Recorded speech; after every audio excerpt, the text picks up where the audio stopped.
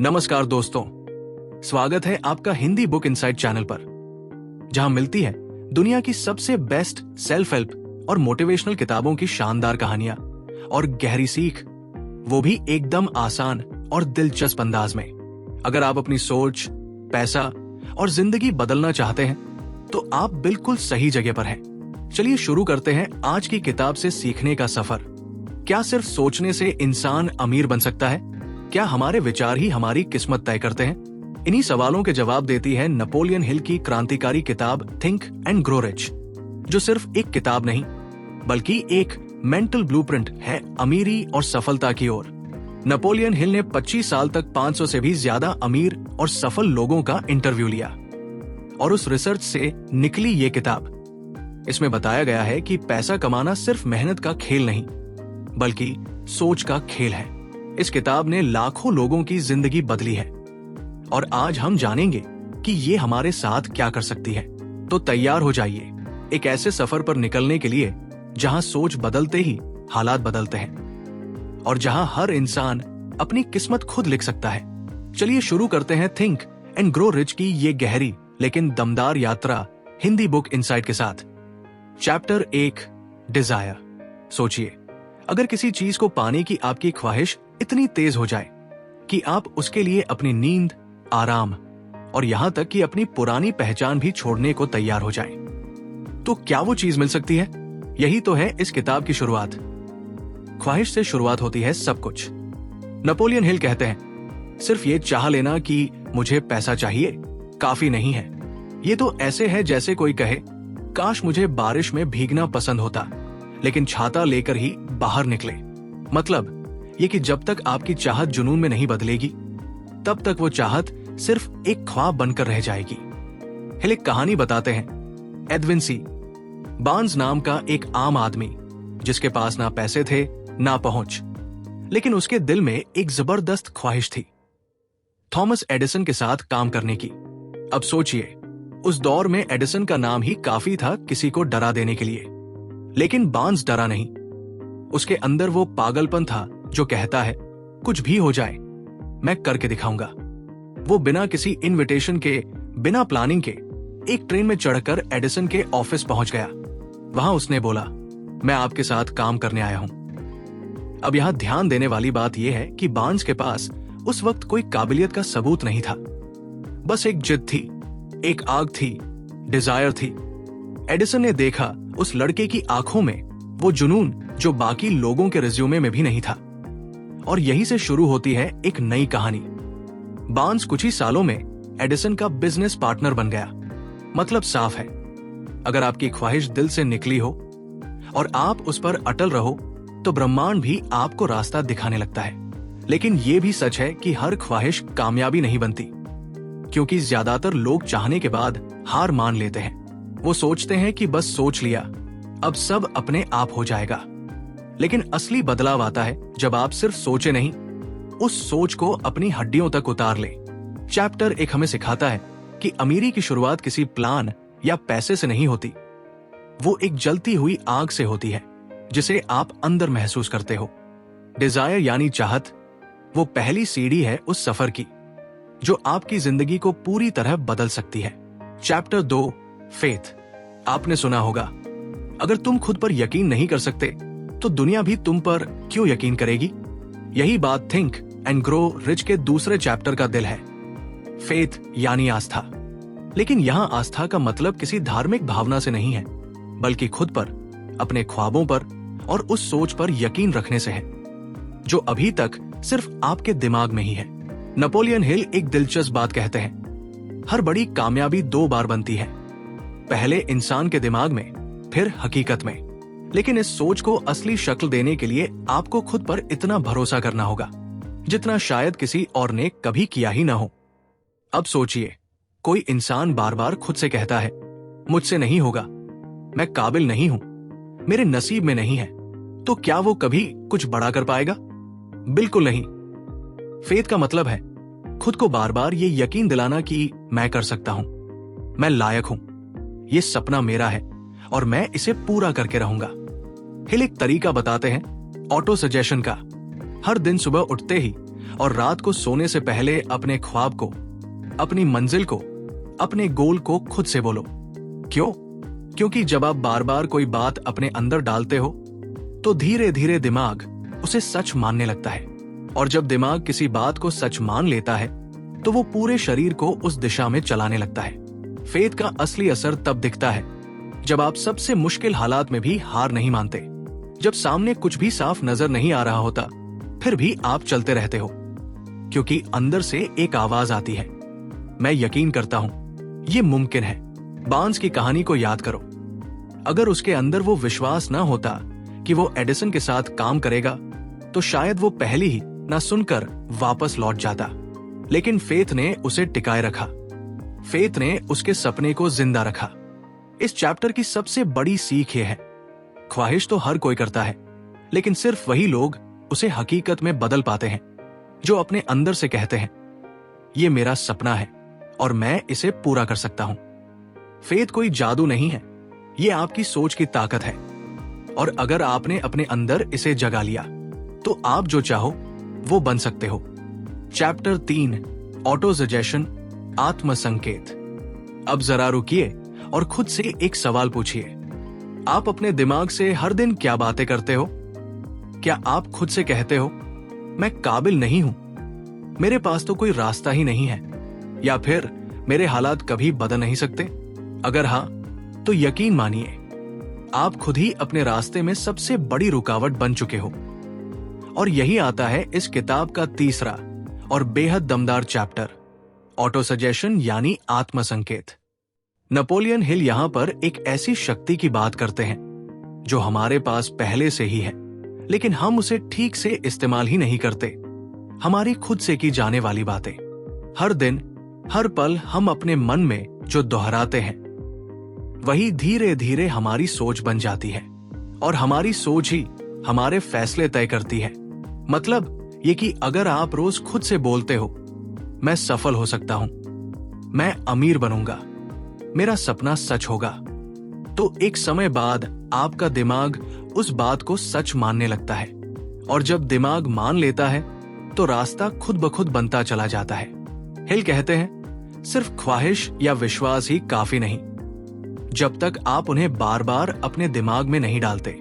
Auto suggestion का असली मतलब है खुद को बार बार याद दिलाना कि ये मेरा सपना है और मैं इसके लिए हर दिन मेहनत कर रहा हूं। लेकिन यहां सिर्फ बोलना ही काफी नहीं, बोलते वक्त इमोशन होना चाहिए। वो फील आनी चाहिए कि आप उस सपने को जी रहे हो। जैसे कोई कलाकार दिन में कई बार अपनी पेंटिंग की कल्पना करता है, या कोई खिलाड़ी अपने जीतने के पल को बार बार सोचता है, वैसे ही आपको अपने सपने को रोज देखना है, बोलना है और जीना है।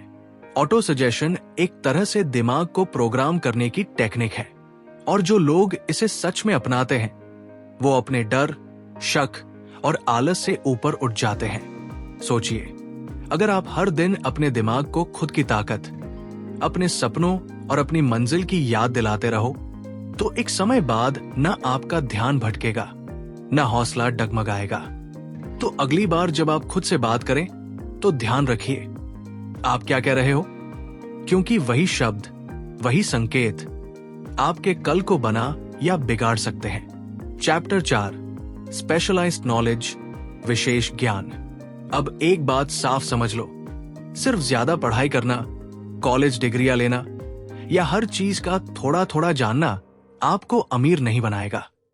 नेपोलियन हिल यहां एक बहुत ही कड़वी लेकिन सच्ची बात कहते हैं, ज्ञान तब तक बेकार है जब तक वो किसी एक दिशा में लगाकर उसे पैसा कमाने का जरिया न बना दिया जाए। और यही इस चैप्टर की जान है, स्पेशलाइज्ड नॉलेज यानी किसी एक चीज की गहराई से समझ। सोचो, आज दुनिया में लाखों लोग हैं जो बहुत पढ़े लिखे हैं, लेकिन उनमें से कितने लोग वाकई में आर्थिक रूप से आजाद हैं? क्योंकि किताबों से मिला जनरल नॉलेज जब तक एक्शन में नहीं बदला जाए, वो सिर्फ दिमाग का बोझ बनकर रह जाता है। नेपोलियन हिल एक बहुत शानदार उदाहरण देते हैं, हेनरी फोर्ड का। फोर्ड ज्यादा पढ़े लिखे नहीं थे, लोग उन्हें अनपढ़ कहकर मजाक उड़ाते थे, लेकिन जब उनसे सवाल किए गए तो उन्होंने बड़ी सादगी से कहा, मेरे ऑफिस में एक बटन है, जिसे दबाकर मैं किसी भी एक्सपर्ट को बुला सकता हूं जो उस विषय में मुझसे बेहतर जानता है। यानी समझ ये आई, आपको सब कुछ जानने की जरूरत नहीं है, लेकिन जो आप करना चाहते हो उसमें माहिर लोगों को इकट्ठा करने की कला आनी चाहिए, या फिर उस एक चीज में खुद को इतना डुबा दो कि वो तुम्हारी सबसे बड़ी ताकत बन जाए। स्पेशलाइज्ड नॉलेज वो जरिया है जो आपको भीड़ से अलग करता है।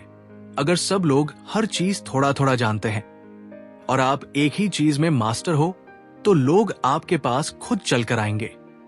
और वहीं से शुरू होता है पैसा कमाने का असली खेल। इस चैप्टर की सबसे बड़ी सीख यह है कि अपने अंदर झांको और ढूंढो वो चीज जिसे तुम दिल से करना चाहते हो। फिर उस एक चीज को इतना सीखो, इतना समझो और उस पर इतनी मेहनत करो कि तुम उसमें बेमिसाल बन जाओ। क्योंकि जनरल नॉलेज सबके पास होता है, लेकिन स्पेशलाइज्ड नॉलेज ही असली ताकत है जो सपनों को हकीकत में बदल सकती है। चैप्टर 5, इमेजिनेशन, कल्पना। अब जरा एक पल के लिए अपनी आंखें बंद करो और सोचो कि तुम्हारी जिंदगी कैसी दिखेगी जब तुम अपने सपनों को जी रहे हो।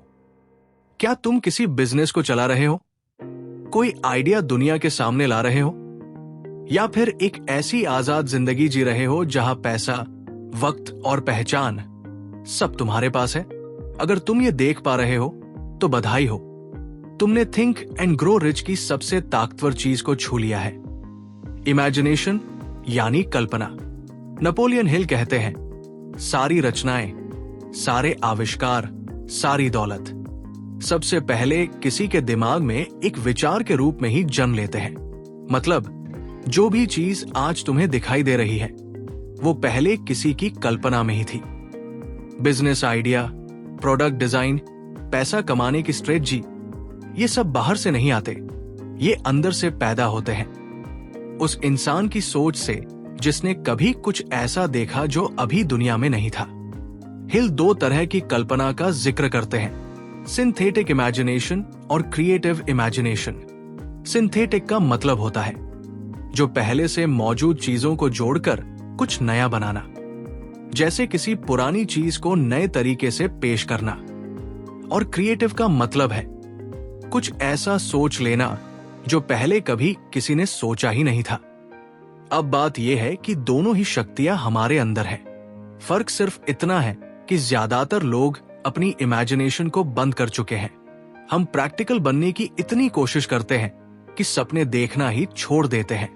लेकिन ये किताब हमें याद दिलाती है, जिन्होंने दुनिया को बदला है उन्होंने पहले अपनी सोच को आजाद किया है। कल्पना वो जमीन है जहां आपके विचार बीज की तरह बोए जाते हैं, और जब आप उन विचारों को चाहत और यकीन के पानी से सींचते हो तो वो धीरे धीरे एक हकीकत की शक्ल लेते हैं। सोचिए, अगर वॉल्ट डिज्नी ने अपनी इमेजिनेशन को रोका होता तो क्या आज डिज्नीलैंड होता? अगर एलोन मस्क ने सिर्फ पॉसिबल चीजों पर ध्यान दिया होता तो क्या स्पेसएक्स और टेस्ला जम लेते? इसलिए अगली बार जब तुम्हारे दिमाग में कोई नया आइडिया आए तो उसे पागलपन मत समझना, क्योंकि वही तुम्हारी सबसे बड़ी ताकत बन सकता है। कल्पना ही वो चिंगारी है जो ख्वाहिश को आग में बदलती है, और अगर तुमने उस आग को जला लिया तो फिर कोई भी सपना तुमसे दूर नहीं।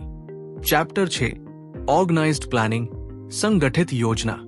अब तक आपने सीखा कि ख्वाहिश जरूरी है, यकीन जरूरी है, कल्पना जरूरी है, लेकिन अब मान लो कि आपके पास ये सब है, फिर भी आप कुछ बड़ा नहीं कर पा रहे। क्यों? क्योंकि आपके सपने को जमीन पर उतारने के लिए सिर्फ सोच और जुनून नहीं, बल्कि एक ठोस प्लान चाहिए। और इसी पर आधारित है थिंक एंड ग्रो रिच का अगला और बेहद अहम चैप्टर, ऑर्गेनाइज्ड प्लानिंग यानी संगठित योजना। नेपोलियन हिल यहां पर एक बहुत सच्ची बात कहते हैं, अगर आप बिना योजना के चल पड़े तो नाकामी लगभग तय है। देखो, चाहे कितनी भी बड़ी ख्वाहिश हो, अगर आपको पता ही नहीं कि पहला कदम कहाँ रखना है तो आप भटक जाओगे। ये बिल्कुल वैसा ही है जैसे किसी बिना नक्शे के सफर पर निकल जाना। चाहे जितना भी जोश हो, रास्ता खो बैठोगे। हिल हमें बताते हैं कि अमीरी सिर्फ सोची नहीं जाती, वो प्लान की जाती है। और फिर उस प्लान पर लगातार काम किया जाता है। लेकिन यहां सबसे जरूरी बात है फ्लेक्सिबल रहना। मतलब अगर पहला प्लान फेल हो जाए तो हार मत मानो। उसका यह मतलब नहीं कि तुम फेल हो गए, बस प्लान सही नहीं था। और कामयाब लोग वही होते हैं जो फेल होने पर नया प्लान बनाते हैं, लेकिन अपने सपने को कभी नहीं छोड़ते। इस चैप्टर में एक और जरूरी बात सामने आती है, मास्टरमाइंड ग्रुप, यानी कुछ ऐसे लोग जिनकी सोच, स्किल्स और विजन तुम्हारे मिशन में काम आए। आप अकेले बहुत कुछ कर सकते हो, लेकिन संगठित टीम के साथ आप चमत्कार कर सकते हो। फोर्ड, एडिसन, रॉकफेलर, इन सब के पीछे ऐसी टीमें थी जो मिलकर उनका सपना साकार कर रही थी। अब यहां पर आपको अपनी प्लानिंग को लिखित रूप देना होगा, यानी ये तय करना होगा कि मुझे क्या करना है, किसके साथ करना है, कैसे करना है, कब तक करना है, और सबसे जरूरी, हर दिन उस प्लान को एक्शन में बदलना है। नेपोलियन हिल बार बार कहते हैं, कार्यवाही के बिना योजना सिर्फ एक सपना है और कार्यवाही बिना योजना के सिर्फ बर्बादी। लेकिन जब दोनों मिलते हैं तो वही बनता है सफलता का फॉर्मूला। तो चाहे ख्वाहिश कितनी भी तेज हो और कल्पना कितनी भी रंगीन, जब तक उसके पीछे एक संगठित, लचीली और लगातार सुधारने वाली योजना नहीं है, तब तक वो सिर्फ एक सपना ही रहेगा। अब तय तुम्हें करना है, सपना देखना है या उसे जीना है। चैप्टर 7, डिसीजन, निर्णय। अब मान लो कि तुमने सपना देख लिया, उसके लिए ख्वाहिश जगा ली, उस पर यकीन करना सीख लिया, कल्पना से तस्वीर बना ली, प्लानिंग भी कर ली, लेकिन अब भी कुछ नहीं बदला। क्यों? क्योंकि अब तक तुमने ठानना नहीं सीखा। नेपोलियन हिल का 7वां चैप्टर हमें याद दिलाता है कि निर्णय ही है जो आम इंसान को सफल इंसान बनाता है। और दुख की बात यह है कि ज्यादातर लोग इसी मोड़ पर अटक जाते हैं। सोचिए, कितनी बार ऐसा हुआ है जब कोई आइडिया आपके मन में आया, दिल में आग लगी, लेकिन आप सोचते रहे और फिर कुछ किया ही नहीं, क्योंकि आप निर्णय नहीं ले पाए। हिल साफ कहते हैं, सफल लोग तेज फैसले लेते हैं और देर से बदलते हैं, वही असफल लोग फैसले लेने में ही इतना वक्त लगा देते हैं कि मौके निकल जाते हैं और फिर सोचते हैं, काश मैंने उस वक्त हिम्मत दिखाई होती। अब यहां जरूरी बात यह है कि निर्णय का मतलब ये नहीं कि आप बिना सोचे कुछ भी कर लो। इसका मतलब है आपको अपनी अंतरात्मा की आवाज सुननी है, और जब वो कहे कि करो तो बस कर डालो। क्योंकि दुनिया के सबसे कामयाब लोगों ने ज्यादातर फैसले अपने गट फीलिंग से ही लिए हैं। हिल ये भी कहते हैं, अगर आप अपने निर्णय दूसरों की राय पर टिका रहे हो तो समझ लो आपकी जिंदगी आपकी नहीं है। लोग क्या कहेंगे, इसका डर आपकी रफ्तार रोक देगा। और यहां एक और बात, हर बार सही निर्णय नहीं होगा, कुछ गलत भी होंगे, लेकिन वही तो असली रास्ता दिखाते हैं।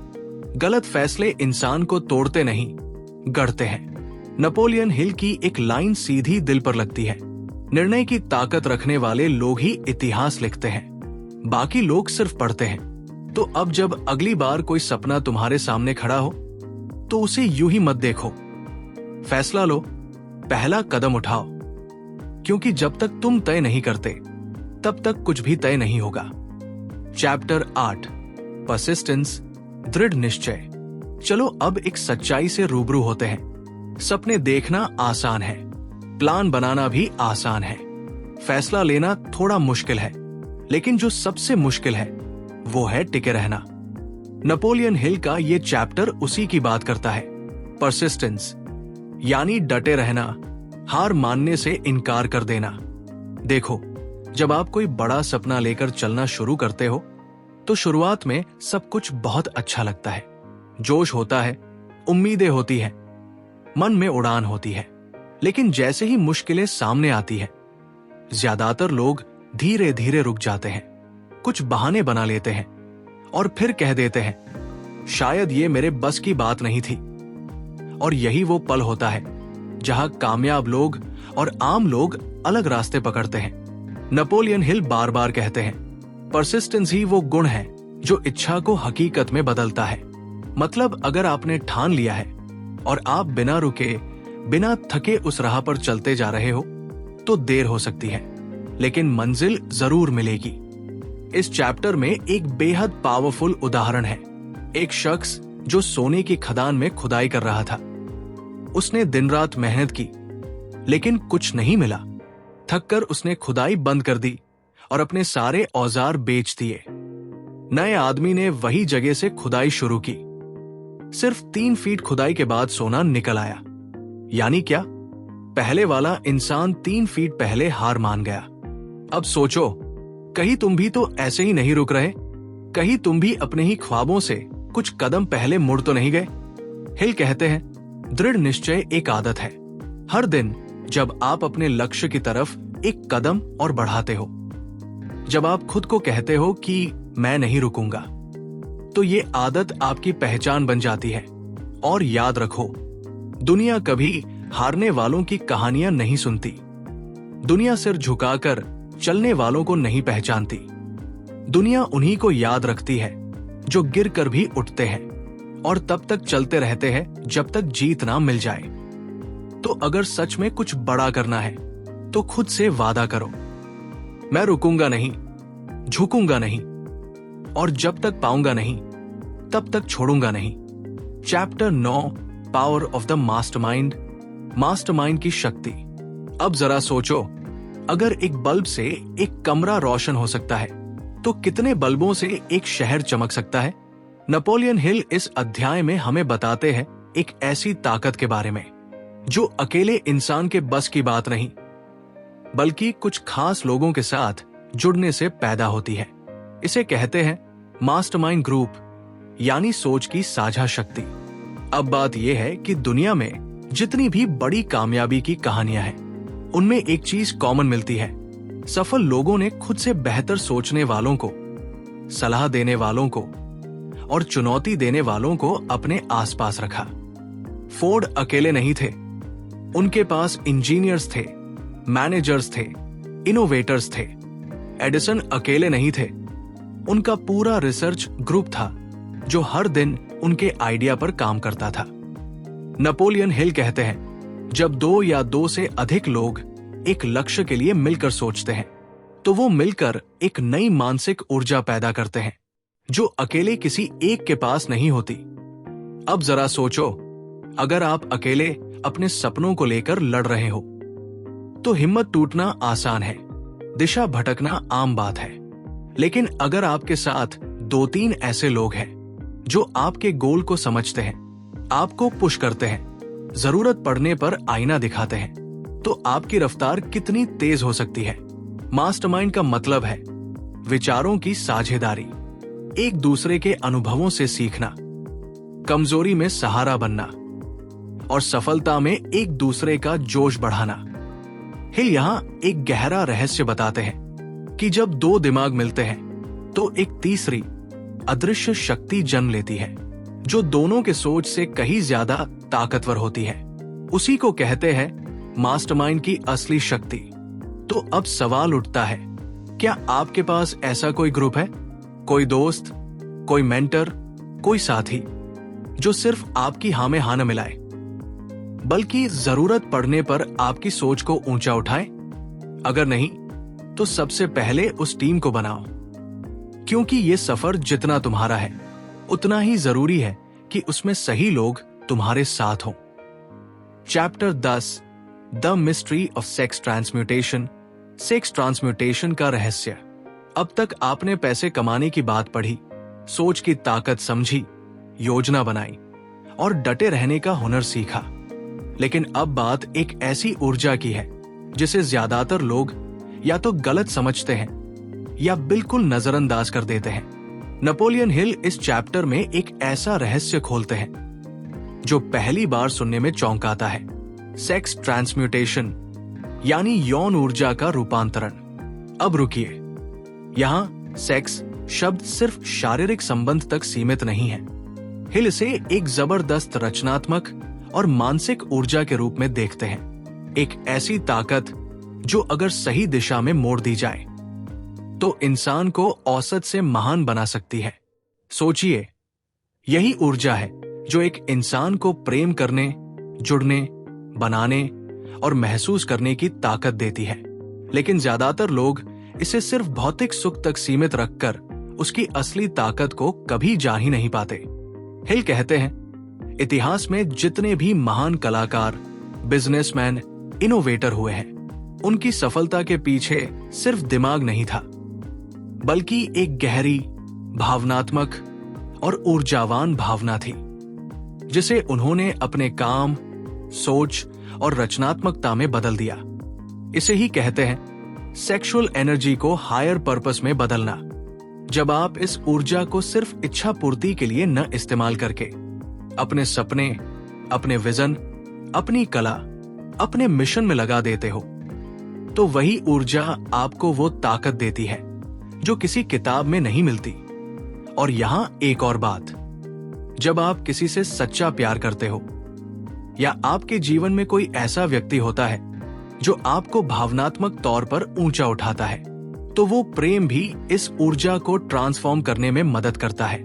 यानी ये सिर्फ एक फिजिकल बात नहीं, ये एक मानसिक और आत्मिक ताकत है जो आपको अंदर से आग बना देती है। नेपोलियन हिल साफ कहते हैं, जो इंसान इस ऊर्जा को कंट्रोल कर लेता है और उसे अपने मिशन में झोंक देता है, वो नामुमकिन को भी मुमकिन बना सकता है। तो अगर आप खुद को एक अगली लीग में ले जाना चाहते हो, तो ये समझना होगा कि आपकी सबसे प्रबल ऊर्जा को आप कैसे उपयोग में ला रहे हो। क्या वो आपको पीछे खींच रही है या ऊंचाइयों की ओर उड़ा रही है? चैप्टर 11, द सबकॉन्शियस माइंड, अवचेतन मन की शक्ति। अब तक आपने सीखा कि कैसे ख्वाहिश, यकीन, योजना और मेहनत मिलकर सफलता का रास्ता बनाते हैं। लेकिन जरा सोचिए, अगर आपका दिमाग ही आपकी मंजिल के खिलाफ काम कर रहा हो, तो क्या आप कभी वहां पहुंच पाएंगे? नेपोलियन हिल इस चैप्टर में हमें मिलवाते हैं हमारे सबसे गहरे और रहस्यमय साथी से, द सबकॉन्शियस माइंड, यानी अवचेतन मन। अब सवाल है, ये अवचेतन मन है क्या? आप हर दिन बहुत कुछ सोचते हो, बोलते हो, महसूस करते हो, लेकिन हर छोटी बड़ी बात जो आप बार बार दोहराते हो, वो सीधी जाकर आपके दिमाग के उस हिस्से में दर्ज हो जाती है जिसे आप खुद भी कंट्रोल नहीं करते, और वही बन जाता है आपकी पहचान, आपका यकीन, आपकी रफ्तार और आपकी सीमा। नेपोलियन हिल कहते हैं, अवचेतन मन एक बाग है और आपके विचार उसमें बोए जाने वाले बीज हैं। अब आप सोचिए, अगर आप हर दिन खुद से कहते रहो, मैं काबिल नहीं हूं, मेरे पास पैसे नहीं हैं, मेरी किस्मत खराब है, तो ये बात आपके अवचेतन में गहराई तक बैठ जाएगी और फिर आप चाहकर भी खुद को बदल नहीं पाओगे, क्योंकि आपका अंदर ही आपको रोक रहा होगा। लेकिन अब जरा पलट कर सोचो, अगर आप हर दिन खुद को याद दिलाओ, मैं कर सकता हूं, मेरा सपना मुझसे दूर नहीं है, मैं अमीरी और सफलता के योग्य हूं, तो धीरे धीरे ये बातें भी आपकी पहचान बन जाएंगी। नेपोलियन हिल हमें यहां एक जबरदस्त टूल भी देते हैं, इमोशन के साथ सजेशन देना। मतलब सिर्फ रटने से कुछ नहीं होगा। जब आप अपने सपने को फील करते हुए यकीन के साथ अपने अंदर डालते हो, तो वो आपकी आदत, आपके फैसले और आपकी हकीकत का हिस्सा बन जाता है। अवचेतन मन कोई जादू नहीं है, ये एक शक्तिशाली कंप्यूटर की तरह है, जिसमें जो डेटा आप फीड करोगे, वही आउटपुट आपकी जिंदगी में नजर आएगा। तो अब सोचो, आप क्या फीड कर रहे हो? डर या हिम्मत, शक या यकीन, कमी या भरपूर सोच? क्योंकि अंत में यही तय करेगा कि आपकी जिंदगी एक बहाना बनेगी या एक मिसाल। चैप्टर 12, द ब्रेन, दिमाग की शक्ति। अब तक आपने सीखा कि हमारे सोचने का तरीका, ख्वाहिश, यकीन और अवचेतन मन कैसे हमारी किस्मत को दिशा देते हैं। लेकिन अब बात होती है उस सुपर पावर की जो इन सब का कंट्रोल रूम है, हमारा दिमाग। नेपोलियन हिल इस अध्याय में दिमाग को सिर्फ एक सोचने की मशीन नहीं मानते, बल्कि उसे एक ब्रह्मांडीय ट्रांसमीटर और रिसीवर की तरह देखते हैं। मतलब क्या? मतलब आपका दिमाग सिर्फ सोच नहीं सकता, वो ऊर्जाओं को पकड़ता है, भेजता है और महसूस करता है।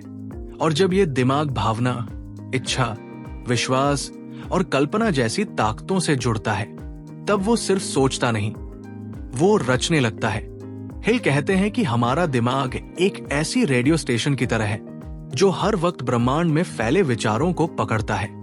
और खास बात यह है कि जब हम किसी चीज को गहरे इमोशन और स्पष्ट इरादे के साथ सोचते हैं, तो हमारा दिमाग उस विचार को बाहर की दुनिया में भेजता है और ठीक वैसी ही चीजें हमें वापस मिलने लगती हैं। इसीलिए तो कहते हैं, जैसा सोचोगे वैसा ही बनोगे। अब यहां एक और जबरदस्त बात आती है। जब आप किसी मास्टरमाइंड ग्रुप से जुड़ते हो या किसी पैशनेट इंसान के साथ बैठते हो, तो अचानक नए आइडियाज, नई ऊर्जा और नए विचार आने लगते हैं। क्यों? क्योंकि हर दिमाग एक अलग फ्रीक्वेंसी पर काम करता है। और जब दो या दो से ज्यादा दिमाग एक ही लक्ष्य के लिए जुड़ते हैं, तो वो मिलकर एक नई मानसिक ऊर्जा पैदा करते हैं जो अकेले किसी के पास नहीं होती। नेपोलियन हिल हमें ये समझाना चाहते हैं कि आपका दिमाग सिर्फ आपके शरीर का हिस्सा नहीं है, बल्कि ये ब्रह्मांड से जुड़ने का जरिया है। तो जब आप सोचते हो कि मैं अमीर बनूंगा, मैं कुछ बड़ा करूंगा, और उस सोच के साथ पूरी भावनात्मक ऊर्जा लगाते हो, तो वो विचार सिर्फ आपके अंदर नहीं रहता, वो ब्रह्मांड में गूंजता है और उसे जवाब मिलने लगता है। अब बात सीधी है, आपका दिमाग क्या ब्रॉडकास्ट कर रहा है? डर, हार और शक, या फिर जुनून, यकीन और इरादा? क्योंकि ये ब्रह्मांड वही लौटाता है जो आप भेजते हो। तो तय आपको करना है, आप क्या भेज रहे हो और क्या पाना चाहते हो। चैप्टर 13, द सिक्स्थ सेंस, छठी इंद्री। अब सोचो, जब इंसान की ख्वाहिश मजबूत हो, उसका विश्वास अडिग हो, वो लगातार योजना बनाकर एक्शन ले रहा हो, उसके अंदर दृढ़ता हो और उसका दिमाग ब्रह्मांड से जुड़ने लगा हो, तो फिर एक वक्त ऐसा आता है जब जवाब खुद ब खुद आने लगते हैं। नेपोलियन हिल इसे कहते हैं द सिक्स्थ सेंस, यानी छठी इंद्री। अब ये कोई जादू टोना नहीं है, ना ही कोई तिलिस्मी शक्ति, बल्कि ये एक गहरी समझ, एक इनर वॉइस, एक इंट्यूशन है जो तब जागता है जब आप अपने दिमाग और दिल को पूरी तरह खोल देते हो। हिल कहते हैं, जब आप सारी बाकी 12 सिद्धांतों पर काम कर चुके होते हो, तो एक ऐसा पल आता है जब आपको अंदर से एक आवाज आती है, बिना किसी तर्क के, बिना किसी डेटा के, और आप जानते हो बस यही सही है। वो अचानक मिलने वाला आइडिया, वो असामान्य चेतावनी, या फिर किसी मुसीबत में रास्ता सूझ जाना, यही तो है सिक्स्थ सेंस की ताकत। नेपोलियन हिल खुद बताते हैं कि कैसे उन्होंने इस छठी इंद्री का अनुभव किया। रात के सन्नाटे में जब सब शांत हो जाता था, तब उन्हें ऐसा लगता जैसे महान लोगों की आत्माएं उनके साथ बैठकर सलाह दे रही हों। यहां बात किसी भूत की नहीं है, ये उन महान विचारों, अनुभवों और गहराई की है जो उनके अवचेतन में जमा हो चुके थे, और अब जब जरूरत पड़ी तो उत्तर बनकर सामने आने लगे। लेकिन इस स्थिति तक पहुंचना आसान नहीं है। इसके लिए चाहिए डिसिप्लिन, धैर्य, आत्मनिरीक्षण और जुनून।